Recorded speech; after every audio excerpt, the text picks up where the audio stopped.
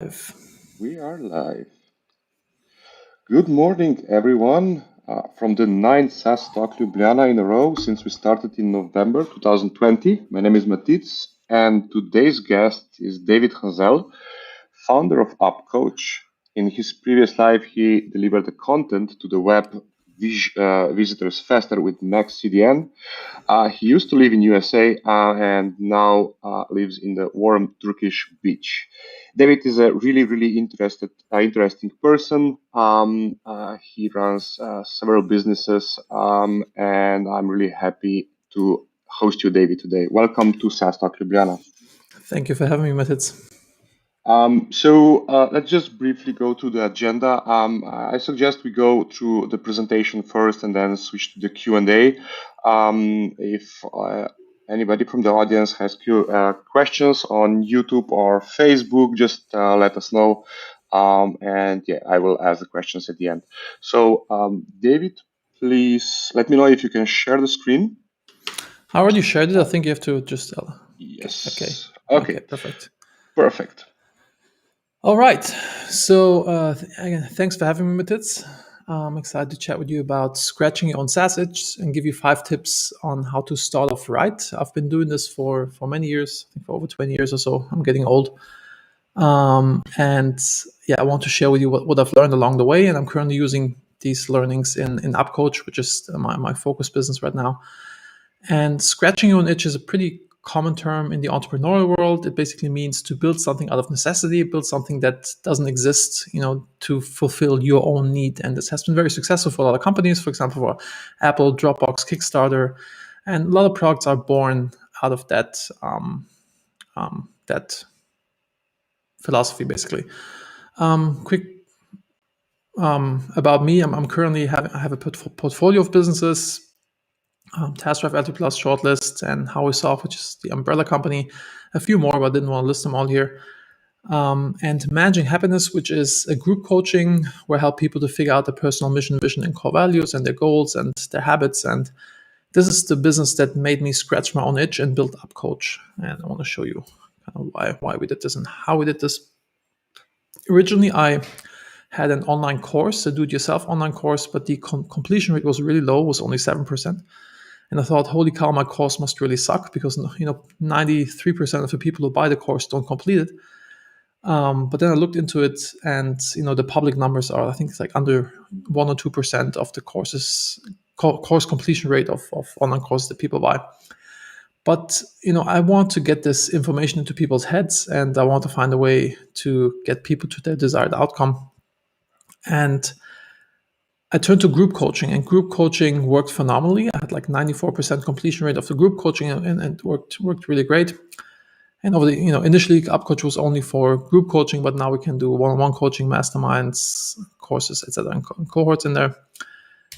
And I scratched my own itch because it was very disjointed. I didn't have like a single platform to deliver this coaching, deliver the courses. We had like the course platform to deliver the videos. We had Google Sheets for the agendas. We had a super ghetto habit tracker in Google Docs, and send out a bunch of emails, and using WhatsApp for communication. And it's all very disjointed, not a good user experience. And also for me as the person running it, it was like a lot of administrative work and like, hey, where did we post it? Was it here? Was it there? And so to kind of bring this all together made a lot of sense. And when you can you see the next slide? Because yeah, there we go.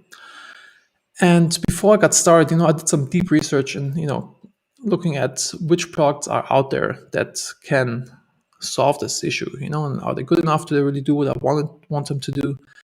Is there a performance gap, or are they good enough? Like, how expensive are they? And in Upcoach's case, I couldn't find anything that was really doing what I wanted to do. But if you don't do deep research, you can also shoot yourself in your foot. For example, with one of the businesses that I invested in, which is an e-commerce business, we need something to handle the returns because it's a complex thing. With returns are multi-side. You get a package back, and something's broken. You have to talk to the company that sold it to you, the shipping company, the customer, and maybe the manufacturer. So we want to build something for this, and we didn't do proper research, and we started building something, and it took us over a year to build it, and over a lot of engineering hours, and the money was put into this, and it was okay-ish. And then we found that Monday.com can do this pretty well, and then we kind of like just shelved it, and don't fall into this trap. Kind of do some deep research before you build something, right? And this is, I can't pronounce his name. It's like Van Ninh Zap. It's like the Vietnamese general who fought in the American War. And 10 years after the war ended, he and his opponent on the other side, the American general, met up, and they had a chat. And the American general said, like, "Hey man, how could you beat us? We have more money, more resources, better weapons, more people. Like, we're like way superior to you. Like, how could you beat us?" And he said, "We understood the jungle better than you." So when you build something, I wanted to encourage you that you really understand the jungle. And the cool way of doing this is using this sheet here. I'm happy to share it with you if you want to do this. This really helped me in terms of really digging in, understanding what, how my ideal customer profile with Upcoach, people who are using Upcoach, coaches basically, what their pain points are and what they're currently using. So it's, you just kind of add in here the person information about the person that you interviewing. The outcomes will come from the interview. First, you get some idea about like what the business is, how do they measure success, tell me about your company to kind of understand them. Then you ask them about their current situation, and for example, for me, it was like, how do you deliver content? How do you communicate with your coaches? How do you do scheduling? How do you payment, etc. And like, some questions. If you would have a magic wand, if you could, do the magic spell, what would you like to create? To give me a good understanding of like, what the current setup is, and the other competitors, compare the products that are out there in the market. Then I gave them the product demo of what we had built so far. And this doesn't have to be a full product. In our case, we had it built already, but this could also be just like some Figma, interactive thingy to show to them. And then after the product demo, I asked them like, how would you describe this thing, what I just showed you, to kind of get an understanding of like the messaging. Then which features would you not use, which could we leave out, which are the features that you would like to see. And then also like kind of where would you find out about products like this, and so understand like, marketing channels, etc. Then closing up, to ask for referrals and stuff like this. And by doing this, I got like the key outcomes were like really solid, and helped me tremendously to figure out what we're building here. Jason Cohen from WP Engine did the same thing. He when he starts WP Engine, you probably know WP Engine. It's a very large WordPress host. There were customers at MaxCDN back then. And he said when they started building, he reached out to 93 leaders in the WordPress space. Said something along the lines like, "Hey, you're an expert in the space. We're building this WordPress hosting thing. I'd really love to pick your brain, jump on the call with you to understand what do we have to build that's going to be really awesome for you. I'm paying you hourly rate. Happy to pay this, but I'll really jump on the call with you." And over 80 people jumped on the call with him, and none of them charged him. And by doing this, you not only get deep insights in the market, you also get potential future customers, you get advocates, etc. So it's a really powerful thing to do something like this. And just a little caveat: I initially tried this strategy with coaches, but when you ask for, I'm happy to pay you hourly rate, because coaches always have their hourly rate. It didn't work in this vertical; they all want money. But it depends on the industry. But you can still reach out and talk to them, just like don't have the money part in there. I want to show you something that works tremendously well for us. It's LinkedIn outreach, and you can see here we have a 47% conversion rate, meaning like people responding to my cold outreach. They've never heard about me before, which is pretty mind-bogglingly high. And we got a lot of customers, a lot of referral partners, and a lot of like initial coaches to talk to with this method. And it's a very simple formula. I think we just say like, "Hey Matthias, we've built Upcoach with sales coaches like you in mind. May I send you a quick video that shows you how it works?" And the powerful thing with this is, hey, it's short, it's to the point. It's not asking for something in sense like, hey, can I jump on a call with you and waste an hour of your time? Or like, hey, buy my shit. It's like, it's very benign. And you kind of like give something to them. It's like, hey, I have something could be really good for you. Can you just watch a video? It's not a big commitment for them to watch a video. Check this out. And the follow-up message, it doesn't really matter much. This is like kind of where the magic happens. And yeah, it just worked tremendously well for us. And yeah, I can highly recommend that you do something like this. Little product plug, TaskDrive is one of our businesses where we do lead research. If you want to have like a really targeted audience and only reach out to the people where it really matters to them, because spray and pray doesn't work anymore. You have to be targeted. Happy to hook you up. The next tip I want to give you is partnering up with a domain expert. By understanding the jungle, I already got a good idea, but I kind of reached out similarly to Todd, who I met at an entrepreneur dinner a few years ago. I didn't really know him that well. We just sat next to each other, and he's a very well 20 or 25 years, and in fact, you may have read the book. And I reached out to them saying hey, I've built this coaching platform. Not a real coach, but he was the number one or most well-known professional coach that I've ever met. So reached out to him, said hey, I built this thing. What do you think? And he watched the video and said that's amazing. I want to partner up with you. Let's make this big together. And he became my business partner. And having somebody like this is so powerful, especially when you want to penetrate the market of coaches or any your industry. If you can have somebody like a poster client like this or even partner, it makes it a lot easier to because it's when you have a new product, trust is like the biggest thing. But if you have somebody like this as your customer, as your partner, then other coaches or people in the industry will more likely give you your product a shot. And this aside from this, like the deep domain knowledge that he has, he helped us really shape the product massively. And we did the same thing with MaxCDN. We reached out to Mashable and said hey guys, we give you the CDN for free. We even buy a banner on your site, but we want to have a in the footer, we want to say accelerate by MaxCDN. And I was on a lot of sales calls where people said when we kept pitching, is yeah, it's fine. You had me at Mashable. It's cool. I'm gonna give you guys a shot. So having this trust thing built in is really big. Another tip I want to give you is take your time when you build it right. Because when we got 100 coaches in, and we closed the doors and didn't accept anybody else in. Because we really want to get this right. Because when when the bus is already driving 100 kilometers an hour on the road, changing the wheels is really tough. And when we did this mistake at MaxCDN, we just pile on people, and then it's really tough to make changes. It's a really big burden, doing migrations for your development team. If you have something that a lot of people are using, then you can improve it in a massive way, change it up, and how do you get the data that they have in this, so it kind of works the same way, and it's not a shitty user experience that they don't lose data and la.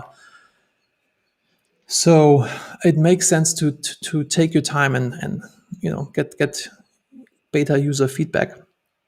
At MaxCDN, we didn't do this, and one of our competitors, Fastly, they did this. They really took the time. They only had 3 locations, CDN locations, and we're for a very long time we thought what are these guys doing? Why don't they? What's wrong with them? And then they really got the product right, and then they got VC funding, and they really took off, and they went public and had a crazy exit. So it makes sense to take your time to get things right.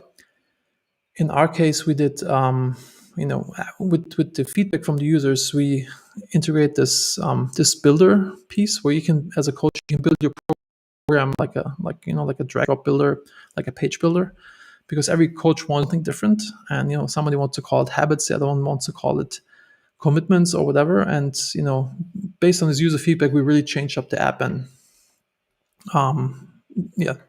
turned this into, which would not have been possible if we just would have had a lot of people already on there. The other thing I want to give you is have a strong why and define a mission and vision for your company. It's I used to think this is something that you only use to put this into the business plan when you pitch investors or something like this, but it's actually a really powerful thing that you can use on a daily basis. And just to keep it short, I want to give you a good example on this, how this can shape how you build your product and how you make decisions, and how like everybody in the organizations make decisions the same way you would make these decisions, which gonna remove a lot of overhead and a lot of FOMO. A friend of mine started Ring.com, and this doorbell company, and they also have these floodlights on the side of the house. And I talked to his head of engineering about mission, vision, values, and how impactful it is. And he said one of his engineers came to him and said, like, hey, we have these floodlights that go on the side of the house, and they have a microphone, so we can program the party mode. If you turn on party mode, this thing listens to the music, and the light flash with the music. I thought it's like the best things in sliced bread. And he could have told him, like, dude, that's a stupid idea. Go back to your desk and keep on working. But then this engineer would have been crushed, and they would have never brought up new ideas, etc. But he said, like, okay, that's cool, but what does this have to do with our mission, which is to make neighborhoods safer? It's like, nothing. Okay, so it kind of really help you to shape your product and like stick with the focus on what you have set out to build. It helps personal mission. It's my personal mission, which is individuals and organizations so they can reach their full potential. Personal mission is really in line with winning. You have a much easier time going through the rough patches of like building a product, because you have a different motivation than just like making money. There's like a million ways I can make money. Like ideally pick something what you're passionate about, and a pain that you felt, that you want to scratch, because money is just a side effect of providing value, and just figure out something that matters. At least it's been helpful for me. And on that point, I read this book called Conscious Capitalism. The point is that the old way of doing business is you have to increase shareholders' value. A business is only there to make the owners of the business rich. And the conscious way is like to take care of all stakeholders of the business, like customers, suppliers, employees, the community, society, the planet, nature, etc. And he makes the point that these businesses are actually more profitable and and grow better than the ones that only focus on making money. I can highly recommend this book, and that you build something out of that you're passionate about, and build something that has a net positive impact in the world. I want to keep this quick so we can do some Q&A. If you want to reach me, Dave Henzel.com, or on your social media platform, just include that you use SaaStock, so because I get a lot of requests that I accept you. Cool. All right, Mr. Cool, Matitz. And we are back. And first, I have a question. You were talking about finding the right audience and then how to do proper outreach.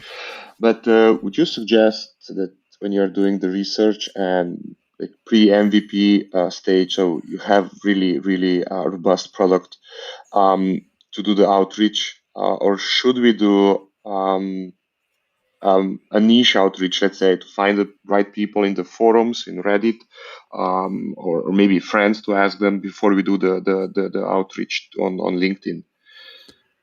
I think it doesn't hurt. Talking to people doesn't hurt, So I would just like talk to everybody and their mom who basically, focuses or like may have the problem that you're wanting to solve.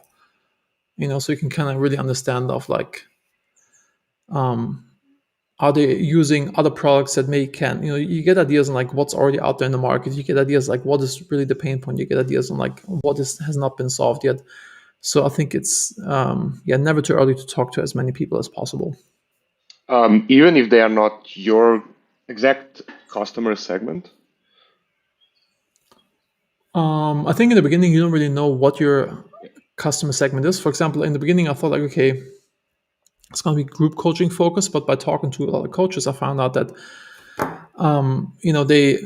they have a group coaching, but they also have one-on-one, and they also have they have courses like do-it-yourself stuff. So, and it's rarely somebody who only does group coaching like I did in the beginning. So like having a product that's only focused on this will just have the other problem that they cannot. They will have to buy like a bunch of other products and have the similar situation that I had by using 10 different things. And so understanding like what are the pain points, how do they run their businesses, help me to understand that, for example, I need a forum part in there. A lot of people have, pretty much every coach has like the Facebook group or like some communication thing, and a lot of them don't want to be on Facebook anymore. So we built like a forum block that you can have like your forum within Upcoach. Like these learnings just came from talking to a lot of people. How did you offer the pricing for the early adopters? Did you give them any discounts or? Yeah, so we did a founders pricing. Right now we're like still very reasonably priced, and we're gonna raise the prices. And it's something that taught that, we said like, hey, just get on this list, not even sign up, because we didn't want more people in. We said like, okay, sign up now to a list to get the founders pricing. This pricing will be locked in for 2 years, and then later on we're gonna raise it because we don't want to like keep it that cheap forever.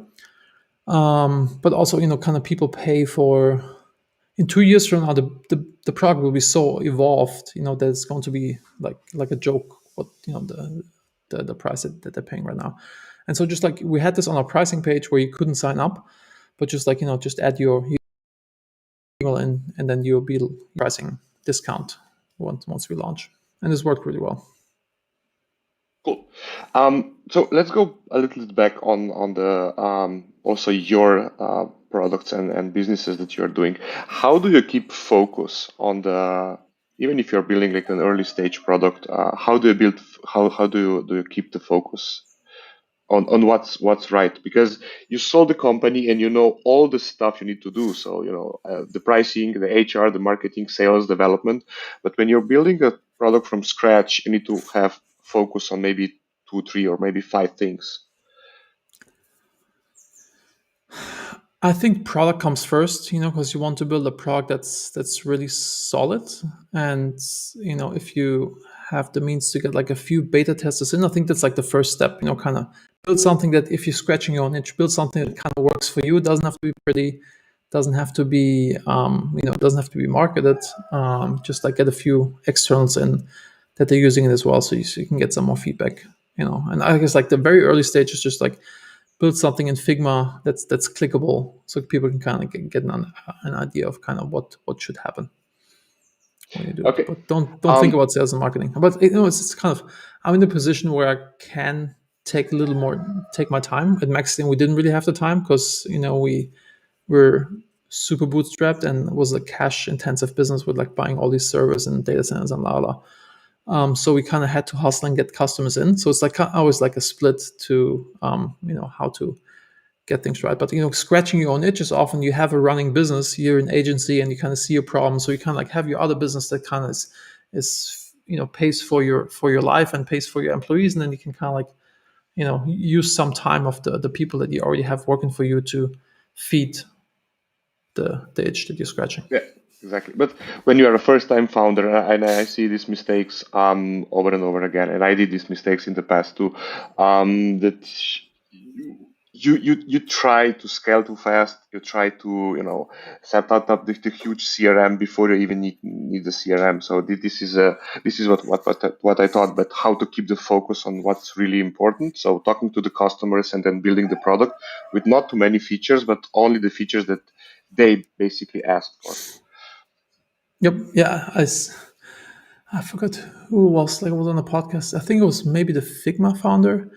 He said, it's kind of like building a house, and then people come to your house, and you have people come in, you have like a really amazing, nice kitchen, and they come in and they hang out in the kitchen and say like, hey, can I use the restrooms? Like, sorry, man, we don't have restrooms yet, but we have like this amazing kitchen, So, and Yeah. so kind of like this approach to kind of like build it out in phases, and being okay with it that it's not perfect yet, because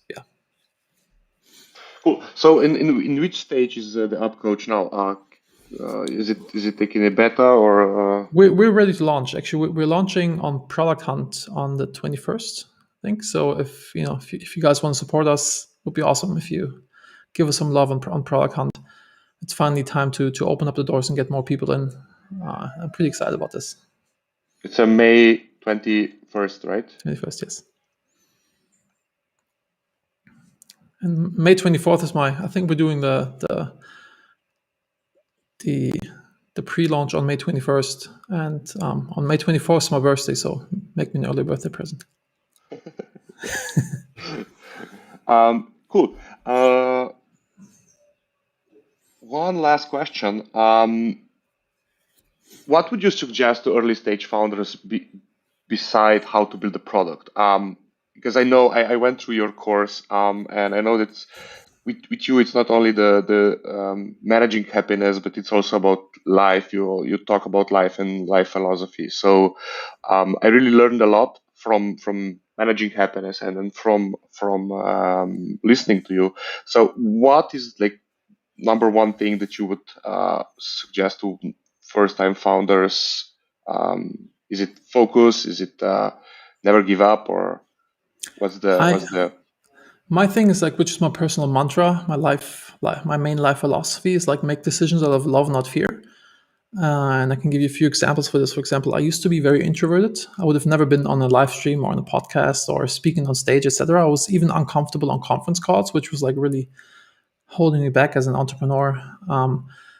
And I want to fix this. So I went to Toastmasters, which is like public speaking courses, and I went to networking events, talking to everybody on their mom. And I kind of like fixed it through exposure therapy. But the real switch in my head was flipped when when my yoga teacher said every decision in life you make out of love or out of fear.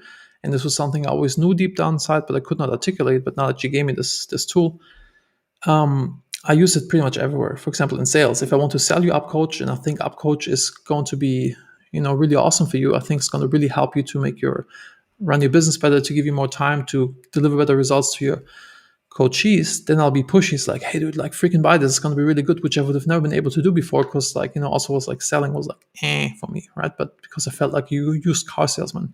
And if you sell because you have to pay your mortgage, you're about to run out of money. And if this is your motivation of selling, it's going to feel shitty. And the other person will also feel where you're coming from. So if you approach it from this perspective, or like public speaking, if you stand up there and you have which is something as a founder you have to do, be out there in the wild. If I give a talk and I think about me and I think like, how do they think I have a weird German accent? Do they think what I'm saying is stupid? Do they think I look weird? Whatever, then I can't give a presentation. But if I think about them and I think like, hey, what I have to say here can help you to build your SaaS business better, to not make mistakes that I've made, and basically, if it's about you and I want to help you to enrich your life, run your business better, then I can give a presentation that flows out. Versus like if I'm like in a state of fear and if it's about me, I freeze and I can't present. Yeah, when you first told me for this mantra, act out of love, not out of fear, I was like, yeah, okay, makes sense. But then when you are in a situation that you have to act, it's really much harder to act always out of love. So it was in my head for more than a year and keep thinking, how can you always act out of love? But then I noticed that, yeah, you have to go through the process because, these simple quotes are usually not a simple quotes. You have to go through a time period and maybe fall and maybe, think about it to really understand what it means, because it's not that easy to understand and put it in action in life. Yeah, it's definitely easier said than done. Yeah. The thing for me is like when it's my emotions, like if I feel good about something what I'm doing, or if I'm not feeling good about something, that's like my barometer. And if I don't feel good about something, I take a step back and kind of reevaluate, like, okay, why does this not feel great? And then I can most of the time find a way to turn this into acting out of love. Yeah. Cool. Cool, David. Thank you for joining us today. We wish you all the best for the product hunt launch next week. Once again, I'm showing the product hunt link, so please join the David. I think you're launching at 9 a.m. in the morning, Central European time, and I hope this will be a great present or birthday gift. Yes, for please. A couple of days before. Awesome, Matthias. Thank you very much for having me. Thanks for joining us, David. Rock and roll.